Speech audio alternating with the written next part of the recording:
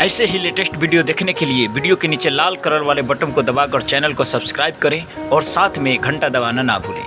Video अच्छा लगे तो वीडियो को लाइक करें और अपने दोस्तों में शेयर करें। धन्यवाद। जाए के बेरिया हो जाए के बेरिया, अब का ओढ़ावेला चदरिया, जाए के बेरिया। गरीब के केहू कुछ दे दो भाई, बहुत मदद होई। भगवान तहरा लोग के माल बनैले रखिहन।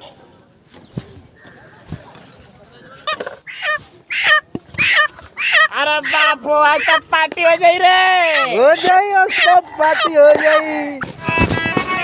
हमारा के तोहरा संगे जाई। बाबा गोर लगा तनी के तोहरा संगे जाई। भवरवा के तोहरा संगे जाई। केहू गरीब दुखिया के दे दे बाबा, के तोहरा संग जाई। भैया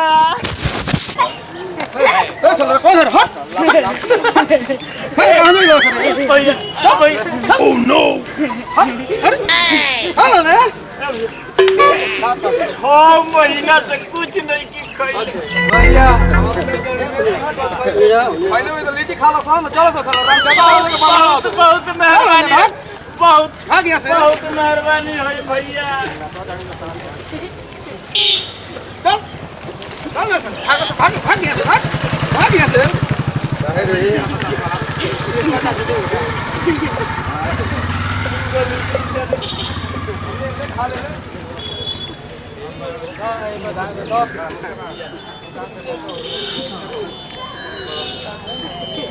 लागत भैया देता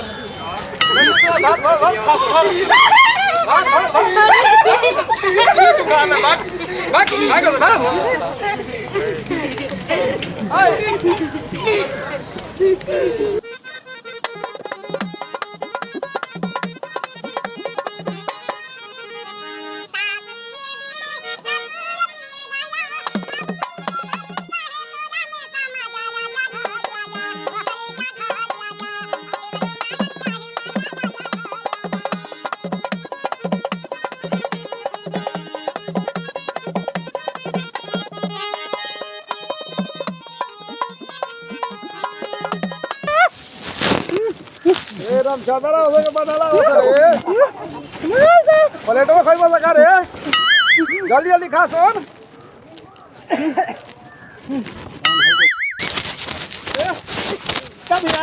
मार में कदा साला प्लेटो में लेके भाग खइलो हो तो प्लेटो ना साला हराम जा रे। भिखारी जब न प्लेट में खइले बारन सा, वही प्लेट में ग्राहक से के खियाइबो। चल ठीक ना, भाग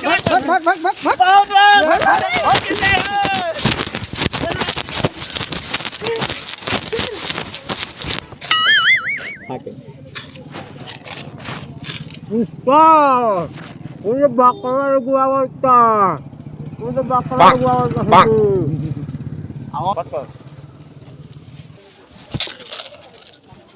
भैया अरे का रौवत तो एकदम ऋतिक रोशन खनी लागत नहीं। हाँ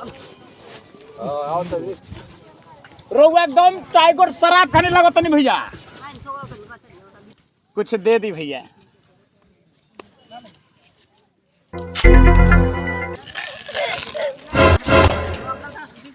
हाँ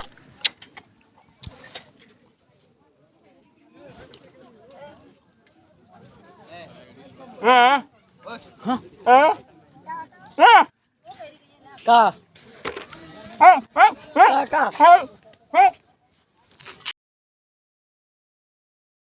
भिखारी हैं हम लोग, लाचारी नहीं है। जो जो चलता नहीं है वो सिक्का दे रहा है। तू बेहुदा समझता है? भिखारी होते हुए भी हम लोगों का लाखों का प्रॉपर्टी है। क्या समझा मालिक? दे दी बढ़िया की खोल के देना रे गधा। जय हो मालिक जय हो जय हो जय हो जय हो भगवान जय हो। माल बने रखो जय